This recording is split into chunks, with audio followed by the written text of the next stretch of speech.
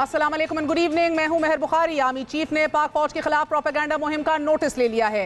नाजरीन, 19वीं formation commander conference में पाक फौज को बदनाम और इदारे और मुआशरे के दरमियान तफरुका पैदा करने की हालिया प्रोपेगेंडा मुहिम का सख्ती से नोटिस लिया गया है। कॉन्फ्रेंस में प्रोपेगेंडा मुहिम की रोकथाम पर भी तबादला ख्याल किया गया। फॉर्मेशन कमांडर्स ने वाज़ेह पैगाम दिया कि हम प्रोपेगेंडा मुहिम चिल्लाने वालों तक पहुंच गए हैं। जो भी हो जाए, फौज कौमी सलामती पर कभी कॉम्प्रोमाइज नहीं करेगी।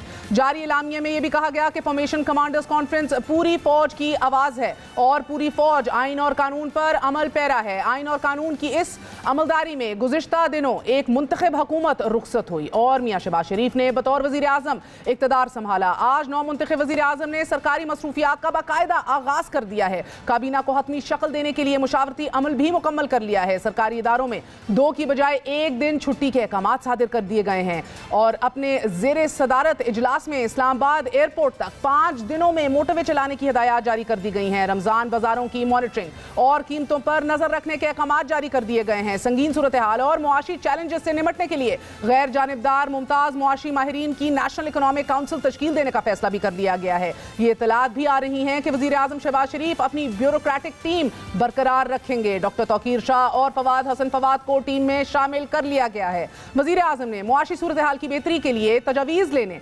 सिफारिशात मुरत्तब करने की हदायत भी जारी कर दी हैं और साबिक वज़ीर ख़जाना इसहाक़ डार और मियां मोहम्मद नवाज शरीफ के पासपोर्ट की तजदीद के लिए दरख्वास्त भी दायर कर दी गई है। वज़ीर आज़म को मुआशी और सियासी बड़े चैलेंजेस दरपेश हैं। वक्त कम और मुकाबला सख्त तरीन है, मगर अज़्म और इरादा यही कि मुल्क को मुश्किलात से निकालना है। वज़ीर आज़म सुबह 8 बजे ही ऑफिस पहुंच गए, गार्ड ऑफ ऑनर लिया। बादशाह अपोजिशन इत्तेहाद की क़यादत का उनकी रिहाइश गाहों पर जाकर बारी बारी शुक्रिया अदा किया। काबीना की तश्कील के मुशावरती अमल में वज़ीर आज़म ने पार्लियामान लॉजेस में MQM क़यादत से मुलाकात की। बादशाह पाकिस्तान पीपल्स पार्टी JUI फ़े सरदार अख्तर मैंगल, असलम बोटानी, खालिद मक्सी और शाहजैन बुख्ती से भी मुलाकात की गई और काबीना की तश्कील में मुशावरत की गई। ज़रा ये बता रहे हैं कि काबीना में मुस्लिम लीग नून के 12 वज़रा, पाकिस्तान पीपल्स पार्टी के 7 वज़रा, JUI फ़े के 4, ANP के 3, MQM के 2 वज़रा और 1 गवर्नरशिप और BNP मैंगल, ANP जमहूरी वतन पार्टी और बलूचिस्तान अवामी पार्टी का एक वज़ीर काबीना में शामिल किए जाने का इम्कान है। ये इत्तलात भी आ रही हैं कि सदर मुमलिकत के ओहदे के लिए हुकूमती इत्तेहाद में इत्तफाक़ राय कायम नहीं हो पाया अभी तक।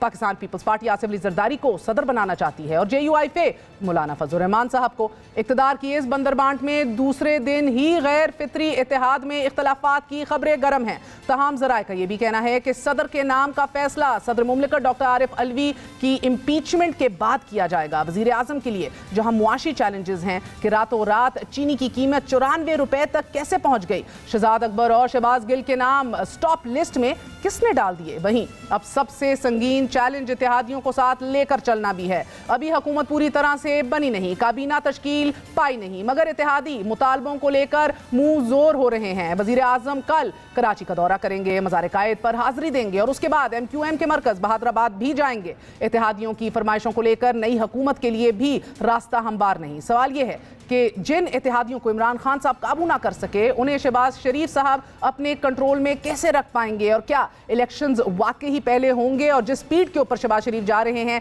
ये तो अपने तय तहरीक इंसाफ के लिए टेंशन का सबब है। हमारे साथ मौजूद हैं chairman public accounts committee, member कौमी असम्बली राना तनवीर साहब, मुस्लिम लीग नून के सीनियर रहनुमा हैं। हमारे साथ उस्मान डार साहब मौजूद हैं, कलीदी कोर टीम का हिस्सा है इमरान खान साहब की। आप दोनों का बहुत बहुत शुक्रिया। अस्सलाम वालेकुम। आपसे आगाज़ करूंगी डार साहब, अगर इसी स्पीड के ऊपर चलते रहे शहबाज शरीफ साहब तो आपको तो लेने के देने पड़ जाएंगे। मेरा ख्याल है उनके जो स्पीड ब्रेकर है ना, वो उनके इत्तेहादी साबित होंगे। आप मेरा ये क्लिप रिकॉर्ड का हिस्सा रखिएगा।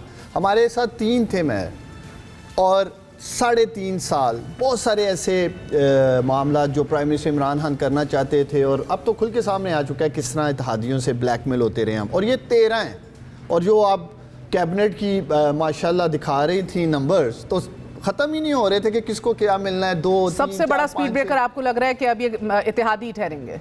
आई think they have too much to lose now. अब दूसरी ऑप्शन भी मौजूद नहीं है, तो किधर जाएंगे, क्या करेंगे? अब तो वक्त ही गुजारेंगे। तो मैं आपके प्रोग्राम से ही जो भी नून लीग से यहाँ बैठे हैं, राना तनवीर साहब, ये 10 रुपए चीनी का राना साहब, ये जो तोहफा आते सार 24 घंटे में आप लोगों ने दिया है और जो 10 रुपए का फ़ायदा पाकिस्तानी और रमज़ान शुगर मिल और जितनी भी शुगर माफियाज की मिल है उन्हें पहुँचाया गया है।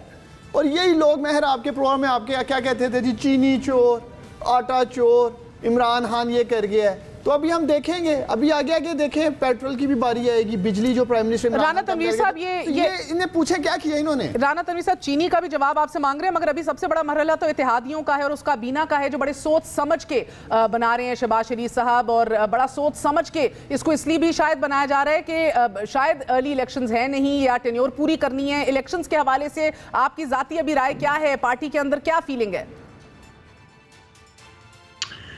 देखिए, अगर मैं समझता हूँ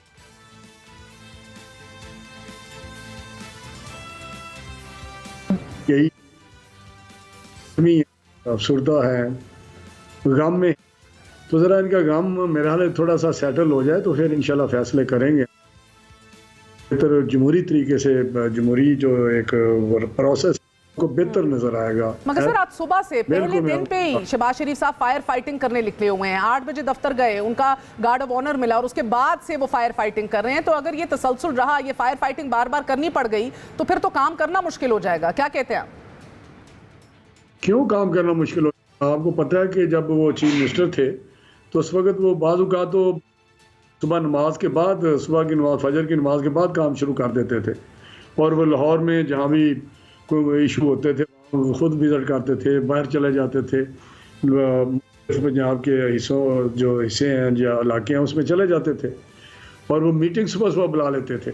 मुझे याद है एक सीनियर अफसर पुलिस के थे, जब ये पहली दफ़ा बने हैं वज़ीर आला, तो उन्होंने कहा कि जी बड़ा मुश्किल हमारे लिए हुआ है कि सुबह 8 बजे कहते हैं कि भाई फ़लाँ या 6 बजे कि ये मैंने वाक़या हुआ है, तो हमने तो अखबारें पढ़ी नहीं होती। हमारी तो आदत है जब हम ऑफिस जाते हैं वहाँ कटिंग होती है, एक फ़ाइल आती है जो हमारे रिलेटेड अखबारी कटिंग होती है, वो फ़ाइल हमारे सामने रखी जाती है।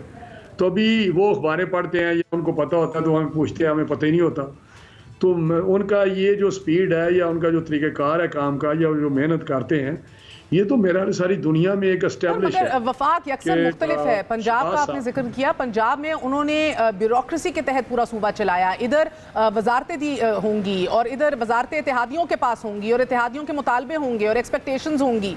तो वजीरों के साथ चलाने का तो कोई एक्सपीरियंस या तजर्बा नहीं है शहबाज शरीफ साहब को, वो तो ब्यूरोक्रेसी के थ्रू गवर्नेंस जो है उनकी मिसाली रही है।